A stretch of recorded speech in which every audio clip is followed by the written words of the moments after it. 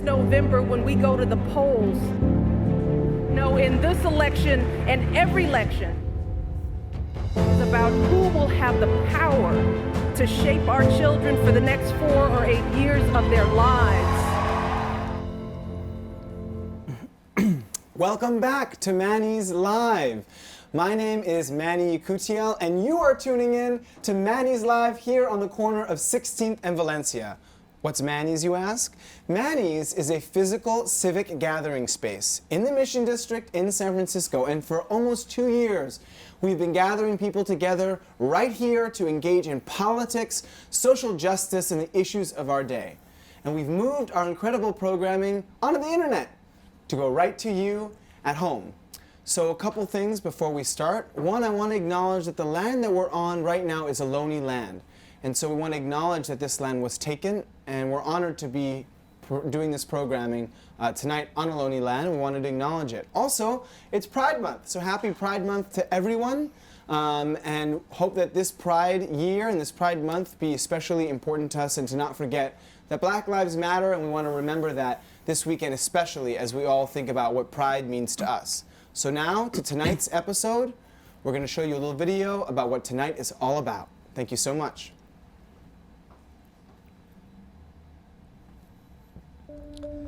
For years, Daca recipients have lived with instability following the Trump administration's repeated attacks to end the program, placing their livelihoods, careers, and families at stake over to fulfill a political agenda. On June 18th, the highest court of the land ruled in favor of Daca, defying Trump's vicious promises to end the program. Over 700,000 individuals reveled in relief and victory. The landmark SCOTUS decision defined the lives and futures of those individuals who were reassured that home is here.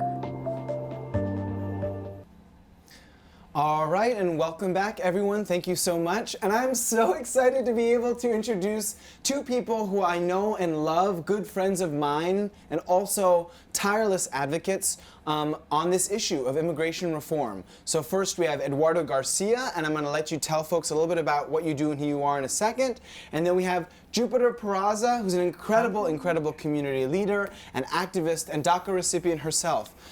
So first I just wanted to ground this in the personal and the kind of who we have here in front of us speaking today.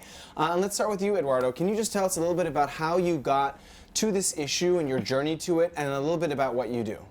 Sure. Well, first of all, thank you so much, Emmanuel, for hosting this space. Emmanuel, huh? No one's called me Emmanuel in a while. Manny, yes, of course. You knew me as Emmanuel. Yes, originally. Emmanuel, yes. So yeah, I am from Southern California. I'm from Orange County, Anaheim specifically. My family's from Mexico. And so, yeah, I grew up in a home of immigrants, right, from central Mexico. They came here in the 80s in pursuit of opportunities for themselves and to help their families in Mexico economically. And so I always grew up with those values, right, for immigrant rights specifically, because I saw how much they struggle to adapt to the society that we're living in, which we know has not always been pro-immigrant, and still struggles with that, actually. And so I very much grew up informed by those values. So I've been working in immigration advocacy for over 10 years now. Wow. Yeah, and I got started because in the late, around 2007, 2008, ICE, as we know it, as we all know what ICE is now, right? Immigration Customs Enforcement, was having a strong presence in my county, in my hometown. And so you could sometimes walk into a 7-Eleven, or you could walk into, a department store, and there was, sometimes there were like ICE, their cars, right, parked outside, or they became a presence in our community, and we would see it on the news. And it went as far as they showed up where my mom worked. Really? One year in particular. Yeah, looking for folks, right? They would conduct raids, looking for folks, and with the goal of deporting people, right? That was the project that ICE, that's their mission, right, is to remove folks from this country. And so at the time I was a teenager, I was in my late teens, I was about to start college. At the time my mom wasn't documented, right? Many of my family members are still undocumented today. And so I felt a responsibility to engage on this issue, right? Using the values that my family instilled in me, using my privileges to fight for a more just community. And so that's how I started getting involved almost, like 12 or 13 years ago. And currently I continue to work on immigrants' rights issues. I was fortunate enough to be in Washington, D.C. For the DREAM Act fight in 2010, which was, oh my gosh, feels so long ago now. Yeah, a decade ago. Yeah, and I was able to be there as well for the advocacy that took place for Daca, right? I was like one little piece of, as in, a community of activists that was pushing for reforms, but that was pushing for calling on the Obama administration to stop deporting folks. And so that's a little bit about my background. Yeah, I'm so inspired by you, and I have been so inspired by you for so long. And it's amazing it's amazing to see, to have first met you, and also just to see how much you've grown in this movement and what a leadership role you've played. So you're incredible, and I can't wait to talk to you more about what this Supreme Court ruling means and what's next and what it means for all of us. So thank you, Eduardo. Really appreciate it. Jupiter. Hi. Hi, how you doing? I'm good, how are you? Yeah, I feel like I've spent the whole day with you. Me too, because we have. Yes, because we have. So yeah, if you don't mind telling folks kind of like, what has your journey been to this particular issue? Yeah. And kind of, why does it matter to you, and a little bit about your story, if you don't mind. Yeah, so I myself as well, I also grew up in Southern California, LA to be exact. I came to the United States when I was 7 years old. It was just me, my mom, and my dad. And we resided in this little city in LA called Paramount. I don't know if you've ever heard of it. I do know where that is. Yeah. Okay. The Paramount Swap Meet. Paramount Swap Meet, that's a really good one. And I went to school. I went to elementary school, middle school, high school. But it wasn't until high school when I started applying for college that I realized that my situation was a little unique than that of my classmates. And at the time, I was in junior year 2014. Yeah, junior year 2014. And I was in AP classes. That was just something that I did because I cared very much about my education.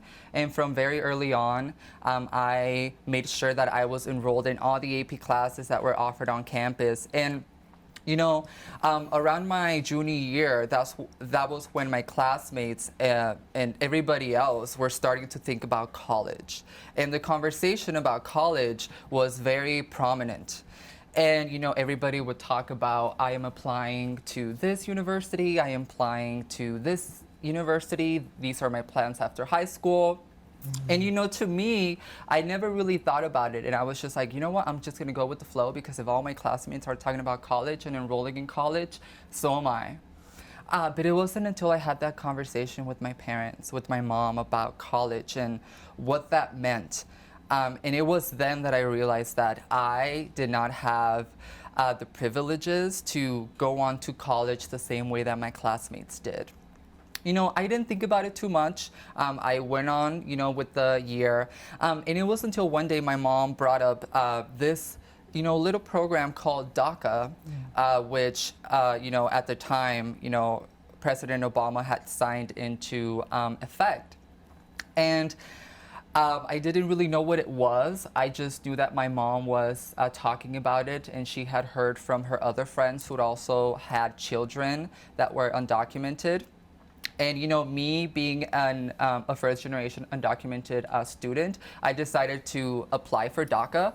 And at first it was very suspicious. They'd ask for so many information, for so much information, from where I lived, where I came from, my address, my mom's history. So I applied, and I took a leap of faith, and I got Daca, and suddenly I started enrolling in college, and I got all these letters that were asking for me to enroll. And then I thought that I was set. I had been given an opportunity to enroll in college and pursue higher education.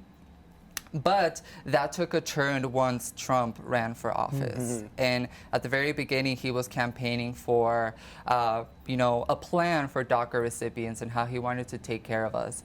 That, of course, changed in September of 2017 when he repealed DACA. And at that time, when DACA was repealed, I woke up and I heard the news.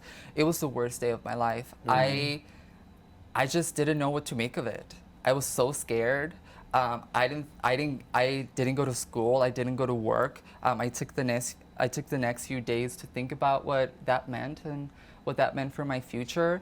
And I struggled for some months trying to figure out what I wanted to do and how I wanted to make my voice heard.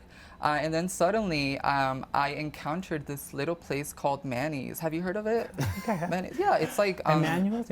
yeah, Manny's. It's on the corner of 16th and Valencia. It's this really beautiful place, really cool. And then I started working there, and I got the wonderful opportunity to get involved and to have my voice heard. And it provided me a platform that not a lot of DACA recipients had. We can't vote, but some way or another, we have to take a stand. And it was through this platform that I learned that, my voice carried weight.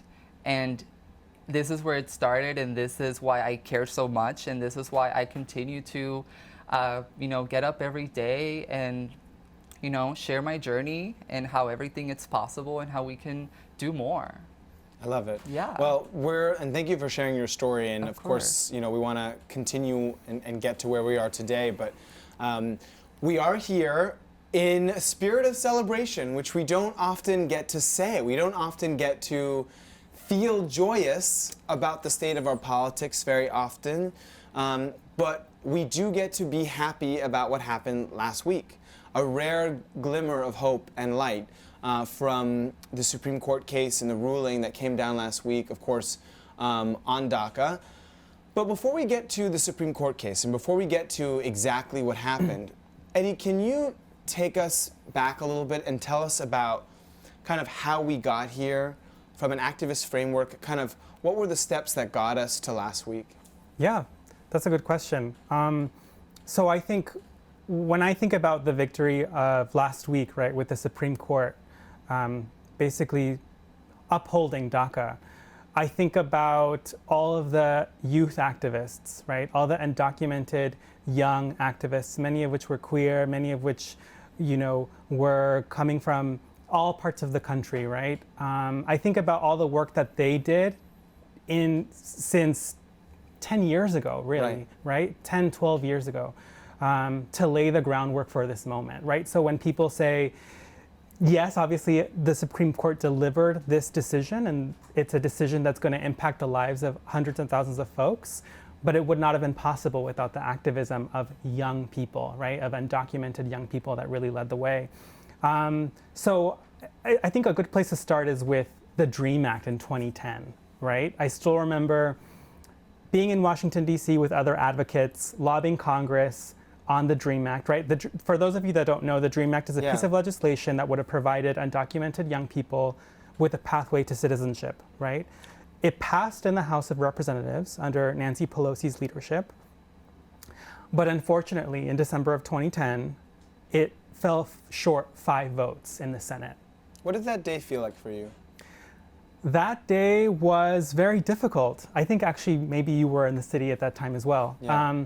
It was difficult because I think for a lot of members of this community, right, it meant that we had to find together collectively a way to move forward, right? I think for a lot of families I think that folks forget that under the Obama administration, unfortunately, it's very sad to say, but there were 3 million people deported under the Obama administration, right? Almost hard to imagine what 3 million people looks like, but that is so many people whose lives were torn asunder. Yes, but I also just want to be clear that after the DREAM Act was essentially stalled in the Congress, right? It was inspiring to see that young people were not letting themselves be discouraged. So when the broader immigrant rights organizations continued fighting for a comprehensive immigration reform, I think young people really had the pulse on what the community really wanted, which was a halt to deportations, right? 3 million deportations under the Obama administration. I think folks just wanted some relief and some opportunity to be in this country without fear, right? The only country that a lot of these young people had ever known. And so their strategy was to pressure the Obama administration to act, right? And it's interesting because I can remember at this time, being able to lobby Congress and lobby the White House. They said no, When you asked them to do these things, they said no. They said we Why? don't have the legal authority to do so, right? They said Obama's not a king. That's what they would say, right? Obama's not a king. It has to happen through Congress. Huh. But we all know, I mean, if you've been paying attention to politics for the last 10 years, very little gets done in Congress, right? Unfortunately, it's very dysfunctional right now. And so, but young people were smarter than that, right? They knew that they were going to have to continue pushing forward to make sure that Obama could act and do something in their favor. And so eventually, after years of pressure, after years of following him on his re-election campaign in 2012, right? They were blocking streets. They were, following him at all of his events. They were staging protests at his offices across the country, his campaign offices, right? And there was a large presence outside the White House for a long time, wasn't there? There was, yes. Every day there was a protest, right? Trying to bring attention to this issue, because I know that, folks, Obama did a lot of wonderful things for this country, right? But I think sometimes progressives forgot that he wasn't perfect on all of the issues. And immigration was one of those issues where there needed to be a lot more done for this community. And so eventually, after years of pressure and criticism from the broader immigrant rights community, right, saying, you're not doing it the right way. You're being too aggressive. You're asking for too much. The pressure should be on Congress and not the president, right? Young people insisted on moving forward anyway, and they won in June of 2012 when this decision was announced by the Obama administration after years of saying that they couldn't do it, right? And so I think that's something that's really important to remember now, especially with what we're seeing with Black Lives Matter and what we're seeing with activism that's being led by young people, right? When authorities, when politicians, when they say it's not possible, I think it's important to remember this victory in particular, and remember that that young people have always kind of pushed the envelope on what's possible, and we should be listening to them. I just want to let that sink in for a second, because I feel beautiful. like it reminds me of all the work that's been done to get to this point by people like you, Eduardo, and of course you as well, Jupiter, and all the organizations and the coalition building, and I'm sure the thousands of coordinating calls that have happened to get people on the same page, the same messaging. Yeah. So let's get to today, or not today, but last week. But do you remember what it was like, the moment where you found out about the Supreme Court ruling, and kind of what was the first reaction, and then what was the first thing that you did after that? Yes, so, I remember very vividly. I was asleep. It was around 7 a.m. and I hear this ring, and it's my phone ringing. And I set my tone to a unique tone depending on who it is. And that tone was from Manny. So it was 7 a.m. What's my tone? It's a very classic, very elegant phone ring. Okay, all right. I was like, Manny. So, I pick up the phone, not knowing what it was. It probably, was something related to work, something that I forgot, something that I didn't do. But Manny just says, the Daca decision is out. And there was a short moment of silence, and I hear the joy lingering in his voice. And for a moment, I came to the conclusion that it had stayed. Daca was staying, and I remember feeling a sense of relief and joy, for years, for almost 4 years to be exact, for the entire Trump administration, I lived with the uncertainty and with the possibility that, from one day to the next, my protection for deportation could be taken away, and my life would suddenly come into disarray. And that's what I felt that day. That's what I felt that morning. And I remember that morning so vividly. The sun was shining through my window. I could take a deep breath and not know that I was anticipating a decision that could potentially change my life forever. And I also remember feeling a fire at the pit of my stomach. And, this was a fire that was giving me hope.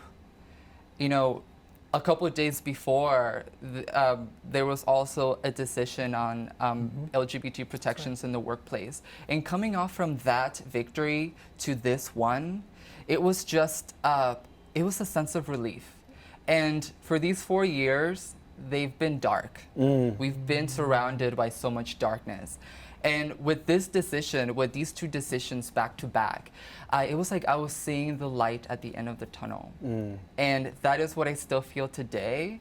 And, I am so excited to get to work for the November election. There's just so much to do. Yes, and we have such little time to do it. Such little time. How, 5 months? Oh, about Less than 5 months. less than 5 months. Yeah, until it's over.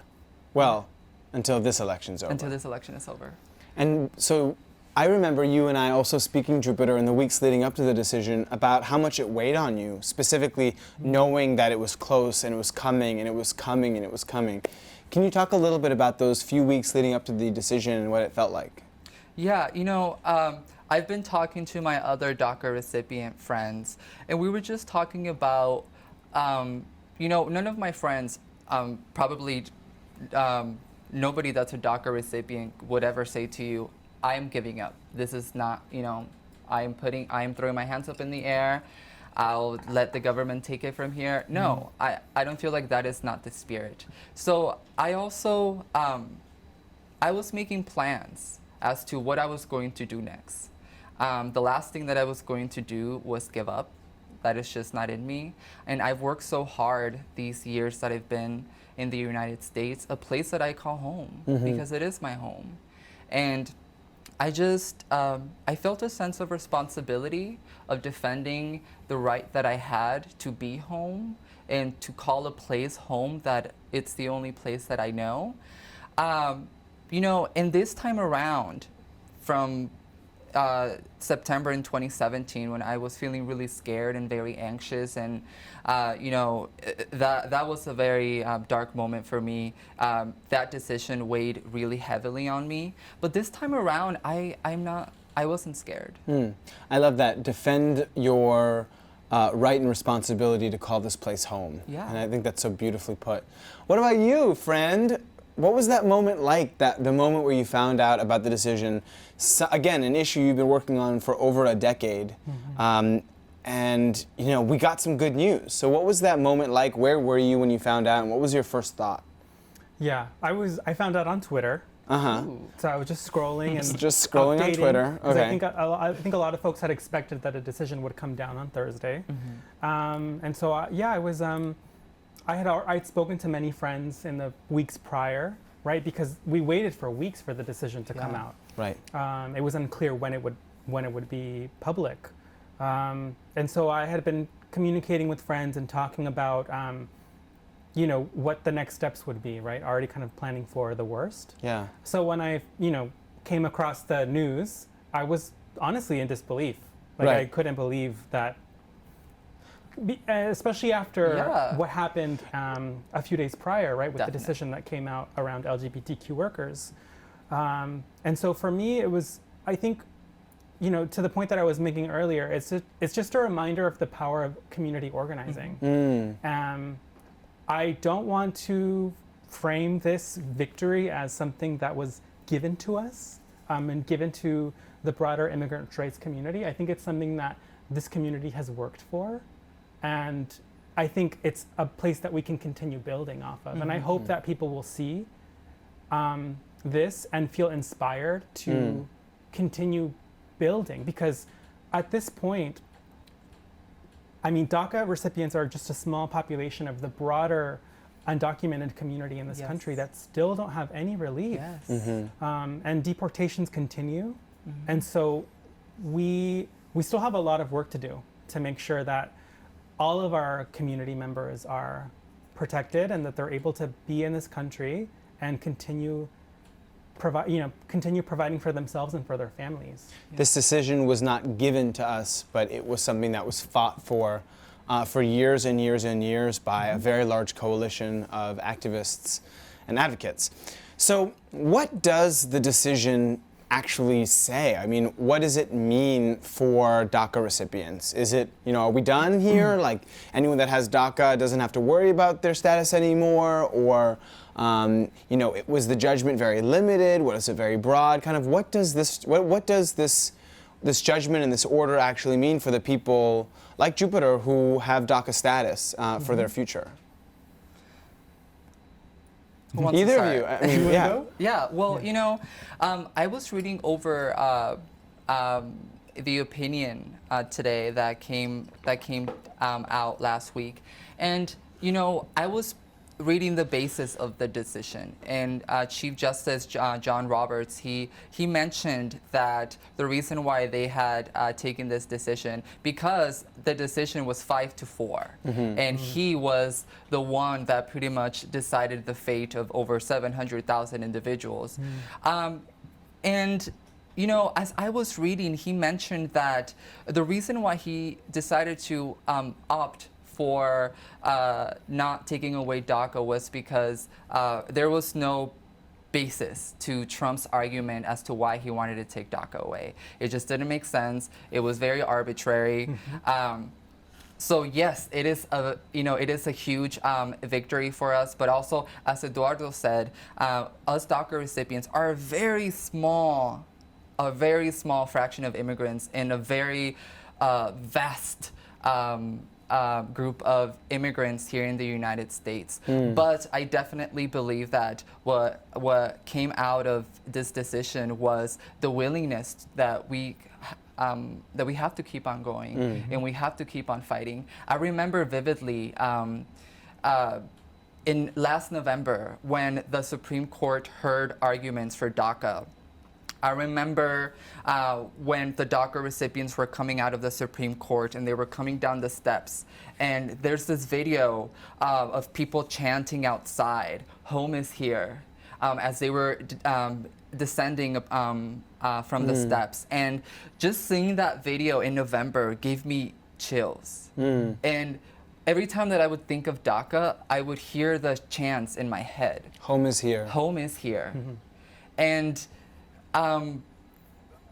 what this decision meant is I still hear those chants in my head that home is here. And I definitely believe that this is also an opportunity to continue getting involved. And this is not the end.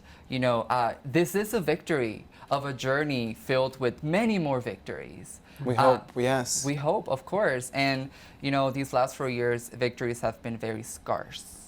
So on that, I think we actually have a little video from a DACA recipient who is going to tell you, this is an excerpt from a video that was submitted today from a DACA recipient about what this decision means to them. So let's go ahead and roll the little video that we have. My name is Aureliano Davila, and I go by Ari as well. I am undocumented, and I am unafraid. Having DACA gives me deferred action or a deferral status on any removal proceedings that I may have. And essentially it protects me from deportation. Now, this is a personal anxiety of mine that is relieved, but in regards to my family, since I do come from a mixed legal status family, it's frustrating because I don't get to see that same protection for them. Thank you so much, and thank you so much to the Daca recipient that submitted that video, and for being bold and courageous and bearing their soul for us. This is a very personal issue, obviously. I'm the son of immigrants. My father's an immigrant from Afghanistan. My mother is from Brooklyn, so she's not an immigrant, though sometimes can feel like it. And I think it's one of those things that a lot of people don't often feel comfortable talking about. And I know that your work as an immigration reform activist for so long, you've had to tell your story and your family's story so much. It's a victory. It's a victory. Yes. But how comfortable do you feel with this victory? I mean, how confident are you that DACA recipients don't need to worry about their status in the future? Yeah, I think this is a reminder for me, it's a reminder that there's more work to be done, right, for the broader immigrant rights community. Like, we all have family members that might be in this country without status. And so my hope is that, as I mentioned before, folks that are watching what's happening, that they'll feel inspired to be a part of this movement. And I think that's why it's so important to tell that story, right, of what it took for us to have this victory. It didn't happen out of the kindness of anyone's heart, right? Just like Obama didn't grant DACA out of the kindness of his heart.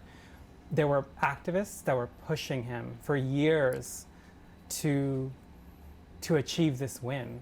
And even after DACA recipients won, right? Even after DACA was won, they embarked on a campaign to try to get the administration to act for their parents, right?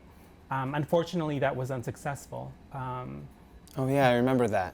DAPA. Yeah, DAPA, exactly. Yeah, DAPA. Wow, Exactly. it's been a while since. God, it just feels like anything that happened before 2016, it's just like there's this dark wall that just, I'm like, there was a whole world and movement Yes. before that, but I feel like when this is all over, it'll be like a 4-year blackout period that I'm probably gonna forget. But yes, DAPA, I forgot about DAPA. Yeah, that was in 2014, 2015, right? Yeah. And I think that was the next step, right? Yes. And DACA folks were not just thinking about themselves, right? They were thinking about their parents, Right. and wanting to honor the fact that their parents also needed protection from deportation. And so I think it's a victory, but my inner activist is, Right. this is just a chip from a bigger, and a bigger piece, right? It's just one part of a broader fight to making sure that our communities are safe from deportation, and they have a road towards U.S. citizenship, so that they're able to be here in this country. So before we get into the nitty-gritty of what might happen and executive order versus congressional action and what's next, can we just take a step back? And this might seem very base level to both of you, but I think it's important that I ask this question, that we actually talk about it and discuss it, which is, what is this obsession with the legal status of immigrants recently? It feels like recently 15, 20 years or so in American history. It just feels like there was comprehensive immigration reform. Last time it was passed by a Republican president. It just feels like this rhetoric, feels like the rhetoric anti-immigrant rhetoric under Obama was there, but was not quite as virulent. And it just feels like there's been this obsession with specifically anti-Mexican and also Central American immigration. And I want to ask you where it comes from. I want to ask you kind of, what you think the kind of core nugget of it is, because I feel like it's invading into so much of our discourse. Yeah. Do you want to take this one? I can start if you want. Of course, yeah, let's do it. I think that there's always been an anti-immigrant sentiment. I think that there's always been, this has persisted in our country for a long time. And I think that it's a tool that politicians often use to blame someone for the society's broader problems, right? And so I think it's a tool it's a strategy that I think this president has used to divide people and to misinform people about the deeper inequities that exist in our country. It's easy to blame someone else than to take responsibility for those problems. And I think I think that is at the core of it. Yeah, I remember going to get out the vote for Hillary Clinton in New Hampshire, and I went to a home, and I knocked on the door, and it was a gay couple, and I thought, oh, I shouldn't even, two men come out kind of embracing, and it's this home in the woods in New Hampshire, and I was kind of like, I'm here with Hillary Clinton, and just wanted to obviously, check to confirm that you're voting for Hillary Clinton and make sure that we have your vote, and kind of like wink, wink, nod, nod, like, what a joke. Why am I even asking this gay couple in New Hampshire? But I'm like, making sure you know your polling place. And they're like, where is our polling place? And I was like, oh, actually, it's just a couple blocks down the left-hand side. They're like, I'm good. And I'm like, great. And I'm just confirming you're with Clinton. And they're like, oh, no, we're voting for Trump. I was like, you're voting for Trump?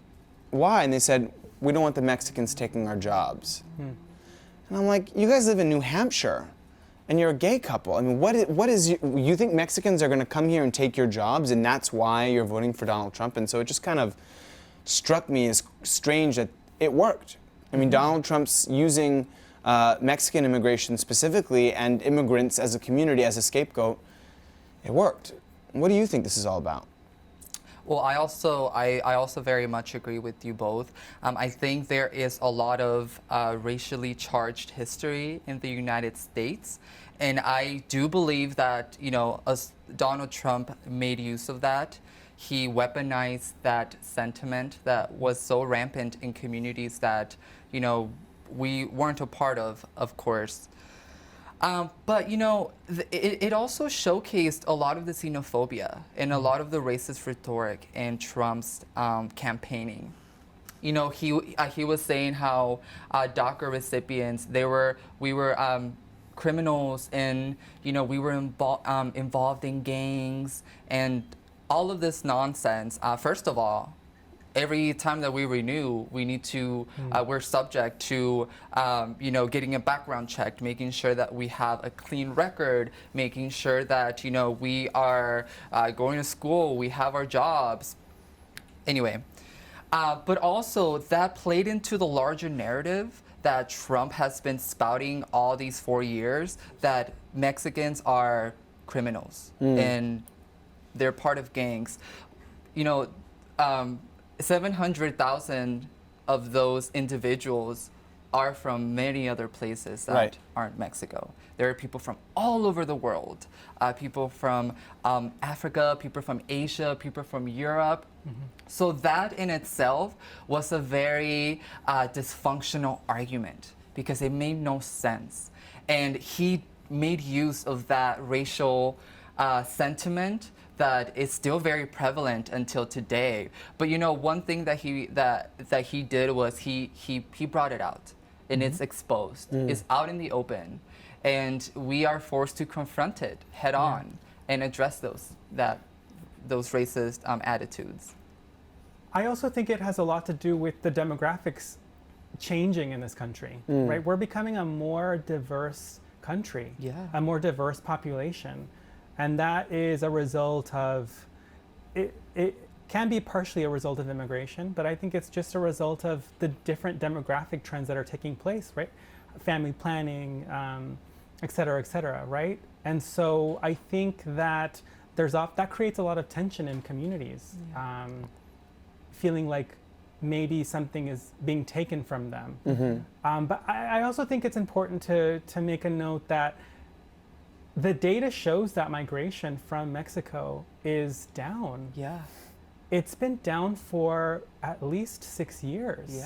And so any sort of argument that any politician uses referencing immigration as a problem is likely using it as a way to create divide among communities that are fearful for their jobs, right? That are fearful for their own well-being, economically speaking.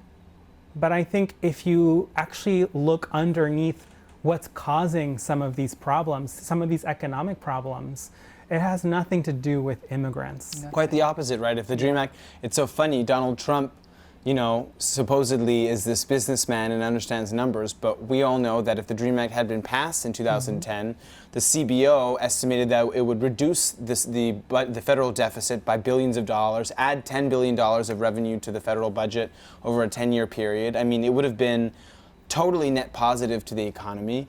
And I kind of feel like we're going to look back on this time, and one of the greatest mistakes we've made as a country is how we have treated immigrant communities, because immigrant communities have been the backbone, and they have been the people who have built this country from the ground up, as we know. And it's embarrassing. And I, for one, can't wait to see the light again, and hopefully this time, when we have a Democratic president in a couple months, we won't need to hold his feet to the fire quite so much. So let's go to where we go from here, if we can. We had a win, like I said, but it's June, almost July, and an election is in November. And like Jupiter said, Justice Roberts' grounds for voting with the majority was not that he felt that the Daca program was lawful, but that the grounds of the Trump administration for wanting to end it was capricious. Yes. And that was not enough to end a program. So are you too worried about a court case getting back to the Supreme Court between now and November? Could something happen during lame duck? You know, the DHS interim secretary, Chad Wolf. Chad Wolf. Kelly was the previous one. Yes, she was. Yes, and okay, and Kelly Clarkson, Chad Michael Murray. Okay, so Chad Wolf said basically that they're going to agree with the Supreme Court ruling, but they're immediately going to work to undo it. And Trump tweeted 2 days ago, or 2 days after the case, that he was going to file paperwork to get it back to the court. So are you worried, and what do you think is going to happen over the coming months? First of all, I am worried. However, from here to November, I don't think that the Trump campaign has the time or the resources to fight this for now, or I hope so. So if we were to receive another blow, another attack, it would definitely be after the November election, if he were to be reelected, which we know that we are fighting hard for not to let it happen. And the second question, which I'm blanking on. Just kind of, do you think something could happen in lame duck? Are you worried about maybe an executive order? I mean, what is the advocacy community saying might happen? Well, you know, thank you. I also was reading that there are many pending decisions for the Supreme Court right now. So for Trump to be riling up the Supreme Court at this time, it is a very bad time. They are about to announce a decision. I'm not sure when, but in the upcoming weeks, about Trump's tax returns, Right. and also something on the Electoral College and religion and abortion. So for Trump to be threading his ground with the Supreme Court right now is not the right decision. So I feel like he will have to accept this ruling because he has to. He tweeted the other day, "Does the Supreme Court hate me?" Which I think was very funny. I did laugh very much at that. He's such a child. Such a child. But I do believe that for now, I am confident in this decision, and I believe that we have a plan and we have a strategy on what we need to do in the upcoming months. And I am very hopeful that, we are going to continue this. So I'm excited. Nice. Eduardo, how do you feel? And what do you think, what's up his sleeve, this slippery president of ours? Yes. Well, I try to not get too much in my head about what might happen, because I think there's so much we can't control right now, right? We're still going through a global pandemic, Right. that we know is claiming the lives of more people of color than many communities, right? There's a lot of things that I'm concerned about right now for our immigrant community, and so I think this is an opportunity for us to continue just finding what those avenues are, right? What are the different avenues that we can go to making sure that that our community is okay, right? And I think that includes making sure that folks are registered to vote, right?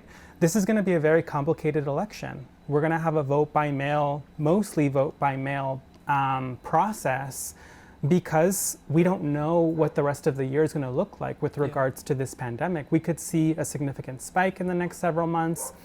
We know that communities of color in particular don't really vote by mail, right? They prefer to go in person, they prefer to get the sticker, have the whole process. Yeah. And so there's going to be a lot of work in the next several months to make sure that our communities are educated about how to turn out to vote. There's also the census. The census. I have to bring up the census. We can't forget the census. We cannot forget the census. That's partly what you came to San Francisco to work on, right? Exactly. I have filled it out. Have you filled it out? If you haven't, not yet. You haven't filled it out? So no. Me and my parents are going to do it together. my2020census.gov is the website to go to. Thank you. It goes to, you have till October 31st to fill it out, right? And so by filling out the census form, we can make sure that we have the resources that we need over the next 10 years. So that if there's another major pandemic or if there's another emergency at the scale that we're currently experiencing, and we can count on the federal dollars to make sure that we're okay, right? So register to vote. Register to vote. Fill out your damn census. Fill out the census. Yeah. Fill out your census, mycensus2020.gov. Exactly. Executive order. Could he do an executive order in a way that, violated the Supreme Court ruling? I think that to my understanding, he could try to move forward with an executive order, but it would be challenged. And so essentially it would just stall. And so finally, the third thing, which seems like the most obvious, is we need to remove the putz in chief, right? We need to beat him, and we need to replace him with someone who's not going to be this anti-immigrant, obviously. We do have a candidate. His name is Joe Biden. He is the presumptive nominee. And so do you feel like the Supreme Court ruling will activate the immigrant community in an even bigger way, knowing that if Trump does win, that could give him the time he needs to bring this back to the Supreme Court? Could this be a catalyzing decision to get people to show up or mail in their ballot and vote? And is it going to be used that way? Yes. I think this is a catalyst, and something that I forgot to mention to the previous question about our plan and what's next. Last year, June of 2019, the House of Representatives passed the bill, the American Dream and something Act of 2019. I don't exactly recall the name, but they passed this bill that would pretty much provide a pathway to citizenship to over 2 million undocumented dreamers. And this bill was passed in the House of Representatives with flying colors. However, it's sitting in Mitch McConnell's desk right now. So part of the plan in the upcoming months is to also invest our time and our energy to make sure that we flip the Senate, because there are a lot of things at stake right now. We need to make sure that we keep the House. We need to make sure that we flip the Senate, and we need to make sure that we get putz out of the putz in chief. Putz in chief out of the Oval Office. So there are a lot of things at stake, and all of them are there. And we need to make sure, like I myself, I'm telling my friends, my colleagues, my neighbors, whoever has the right to vote, whoever can go to the ballot and cast a vote to make sure that they make their voice heard, I am encouraging them. And I am providing them all this useful information that they can use to cast the right vote and to make sure that we do all of those things that I just mentioned. Hi. Yes. Yeah, I just hope that, Manny, you will, in the next several months, conduct spaces like this that teach folks how to vote by mail. Right. I think a lot of folks don't know how to do it. And so everyone in the state of California, Governor Newsom just announced this a couple weeks ago, everyone in the state is going to get a mail-in ballot, right? So as soon as it gets to your house, as soon as it gets to your apartment, wherever you live, you have to fill it out and you have to turn it in. The sooner the better. Because what we don't want to happen is we don't want folks to wait until the day of and wait hours in line, which we saw for the primary in March just a few months ago. It feels like a long time ago, but it was just a few months ago, right? We don't want that to happen because we want to make sure that everyone has the opportunity to vote and that they're not putting themselves at risk to do so. Right. And so it's going to be really important to make sure that folks that watch your program are informed about how to vote by mail safely and to do it as soon as they get their ballot. Well, we definitely should do a program on that. Before we end, I did want to ask if you wanted the opportunity to talk a little bit about what we spoke about this morning. I don't know if this is the right format or forum. If you want to, Sure. Schools and Community First. Do you want to talk about it, or do you want to Sure. talk about it another time? We can talk about, I can bring it up now. Why don't you just give a plug to the folks who are watching a little bit about what you're working on? It's so important. It's not directly connected to DACA, but I just wanted to give you the opportunity to tell whoever's watching and whoever will watch, future generations of watchers, about the thing you're working on right now. Sure. So if you are feeling uninspired by what's at the top of the ticket this year, I know some progressives might be, and that's okay. At least in California, right? There's a ballot initiative that Californians will be able to vote on that will appear on the November ballot that essentially closes a tax loophole in California's code and would hold corporations accountable to paying their fair share of taxes. And so we're talking about major companies like Chevron, we're talking, Disney, like these big corporations, right, that are currently not paying their fair share of taxes on their industrial properties. And so if we win in November, right, there's a lot at stake in November, but if we win on this ballot initiative, it would generate $12 billion annually, and that money would go to schools, K through 12 schools, it would go to community colleges, and it would go to local services, right? So in case you all don't know, there's a $54 billion budget deficit in California right now, caused by COVID-19. And so we need revenue. We need money to fund services that we all rely on, because otherwise we're just gonna see cuts across programs, funding for schools will be cut. And so this is another opportunity for us to fund what's important to us, right? We're having a lot of conversations as of late about funding. Where is money going? Where is it not going? And this is one way in which we can hold corporations, right? These large corporations accountable to their fair share of property taxes so that we can fund the things that are going to keep our state moving forward. So it's the Schools and Communities First initiative. Schools and Communities First initiative, and you want to vote yes on it. And you want to vote yes when it appears on the ballot in November. Well, I want to thank both of you so much for your friendship, for your leadership, for your energy, your activism, and your presence here at Manny's tonight and in the movement. And my wish and my blessing for all of us is that we can close this chapter soon. This embarrassing pimple of a chapter, this scar on our founding creed, where we forgot who we were, and we forgot how this country was founded. Obviously, there's a mixed history of how it was founded, but it was also immigrants came here, and we all have our personal stories and connections to this issue. But it's time to close this chapter of the book and welcome people back to our country full throttle and create a pathway to citizenship for the 16 million people who are still living in the shadows in this country. So thank you, Jupiter Peraza. Thank you, Eduardo Garcia, so much. And for those of you who are tuning in right now, we've only just begun. Now it's your turn.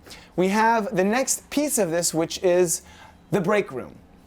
So if you haven't stayed for the break room, you've only heard half the episode. The next piece is to go to tinyurl.com/Manny's Break Room. That's the link right over here where my fingers are pointing. Other hand, this way. tinyurl.com/Manny's Break Room. We even put it in big capital letters for you so you could not have any issues spelling it. When you go to the break room, which will be opening any minute, we will be there, and we're going to have a post-show conversation and discussion. Eduardo's going to be there, Jupiter's going to be there, Sam, our digital director, is going to be there, and we're all going to talk about what we just heard, what we learned, and also what we're going to do about it. So this is not just a talk show, it's not just an opportunity to listen. Now it's time for all of us to talk amongst ourselves, specifically you, and to make some commitments on how we're going to take action. So go to tinyurl.com/Manny's Break Room.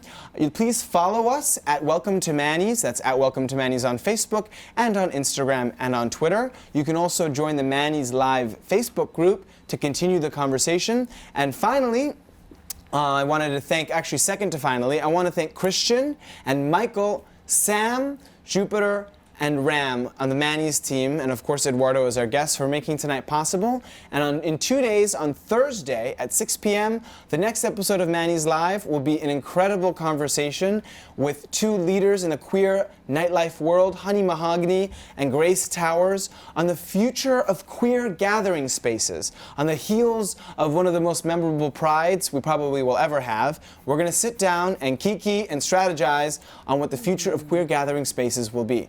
So don't miss out. See you all in the break room, and thank you so much for tuning in to tonight's episode of Manny's Live.